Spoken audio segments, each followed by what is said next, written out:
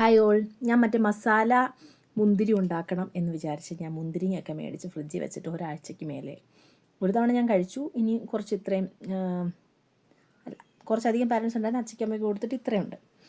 അപ്പോൾ എനിക്കിത് ഉണ്ടാക്കി കഴിക്കണം എന്ന് അതിയായ ആഗ്രഹമുണ്ട്. പക്ഷേ എന്നോട് 2-3 പേര് പറഞ്ഞു വയറിനകത്ത് നന്നാവില്ല എന്ന്. അതുകൊണ്ട് ഞാൻ ആ പ്ലാൻ ആക്ച്വലി ഡ്രോപ്പ് ചെയ്തിട്ട് വെറുതെ തിന്നാമെന്ന് വിചാരിച്ച് കഴുകി കഴിച്ചുകൊണ്ടിരിക്കുക. മസാല മുന്തിരി ട്രൈ ചെയ്ത ആളുകൾ എന്നോട് പറയണേ എങ്ങനെയുണ്ട്, നിങ്ങൾക്ക് വയറിന് എന്തെങ്കിലും പ്രശ്നം വന്നു എന്നുള്ളത്. വന്നിട്ടില്ല എന്ന് ഉറപ്പുണ്ടെങ്കിൽ എനിക്ക് കഴിക്കാൻ വേണ്ടിയിട്ടാണ്.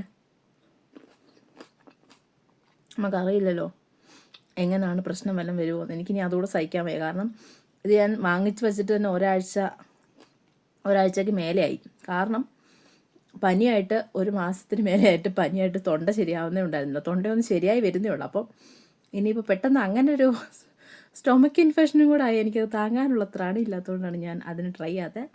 അപ്പോൾ കഴിച്ച് നോക്കി നല്ലതാണ്, എനിക്ക് വേറെ പ്രോബ്ലം ഒന്നുമില്ല എന്നുള്ള ഉറപ്പുള്ള ആളുകൾ എൻ്റെ അടുത്തൊന്ന് പറയണേ.